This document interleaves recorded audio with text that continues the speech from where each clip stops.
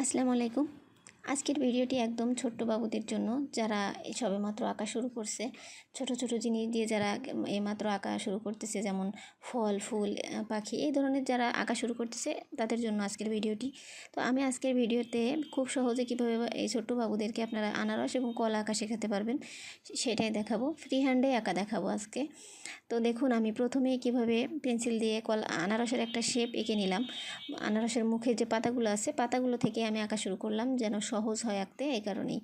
তো এভাবে যদি আপনারা বাচ্চাদেরকে একটু কৌশলের সাথে আঁকা শেখান, তাহলে ওরা খুব সহজে মনোযোগ সহকারে ছোট ছোট ছবিগুলো আঁকতে পারবে এবং খুশি মনেই আঁকবে।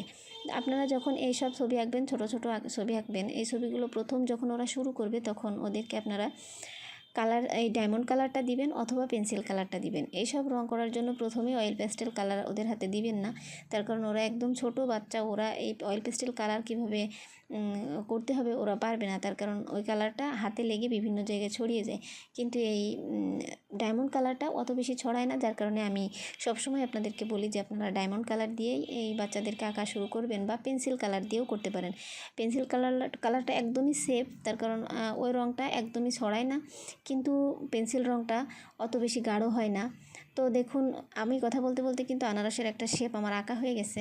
এখানে আমি যেভাবে আপনাদেরকে আজকে দেখালাম, আপনারা যদি একটু মনোযোগ সহকারে দেখেন, তাহলে আশা করি সকলের বাচ্চাই এ ধরনের ছবি আঁকতে পারবে।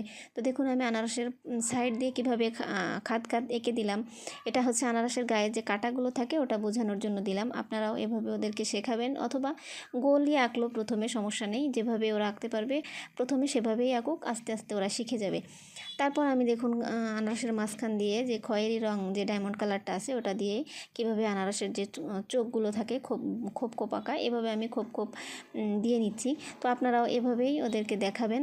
আর যা বলছিলাম যে এখানে পেন্সিল রংটা অত বেশি গাঢ় হয় না, তো এক্ষেত্রে যদি গাঢ় রং চান, তাহলে এই ডায়মন্ড কালারটাই ওদেরকে দিতে পারেন।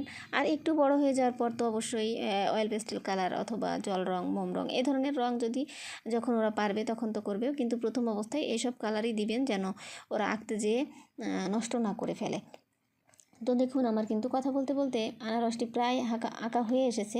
আনারসের ভিতর দিয়ে আমি ছোট্ট ছোট্ট করে পেন্সিল দিয়ে কাটা এঁকে দিচ্ছি, যেমন আনারসের গায়ে থাকে, ওটা বোঝানোর জন্য। তো দেখুন, আমি কিন্তু খুব সহজেই আজকে আনারস আঁকা দেখালাম। এভাবে আপনারা বাচ্চাদেরকে আনারস আঁকা শেখাতে পারবেন।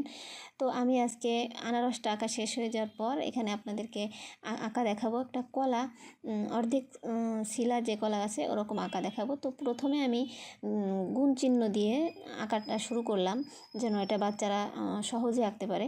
এই কারণে আমি গুণ চিহ্ন দিয়ে শুরু করছি। যেহেতু আমি যে কোনো কিছু একটা শেপ দিয়ে শুরু করি, তো সেভাবেই আমি আজকেও এটা গুণ চিহ্ন দিয়ে কীভাবে আমি দুই পাশের কলার যে ছোলাটা আছে ওটা এঁকে, তারপর কলার উপরের অংশ এবং নিচের অংশ কীভাবে এঁকে নিচ্ছি আপনারা দেখতেই পাচ্ছেন।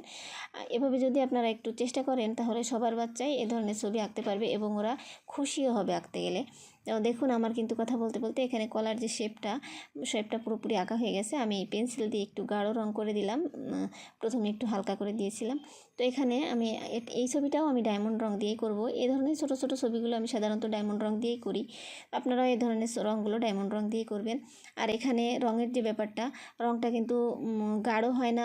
আপনারা যে বলেন যে ডায়মন্ড রং তো গাঢ় হয় না, আপনারা একটু চেষ্টা করলেই কিন্তু রঙগুলো গাঢ় করতে পারবেন। এই রঙগুলো কিন্তু একবারে আস্তে করে দিলেই কিন্তু এর উপর দিয়ে করলে, খাতার উপর দিয়ে যখন আমরা রঙটা নিই, সাথে সাথেই কিন্তু রঙ গাঢ় হয় না। আমরা চেষ্টা করি রঙ গাঢ় করার জন্য, এই কারণে এই রঙটা কিন্তু গাঢ় আসে।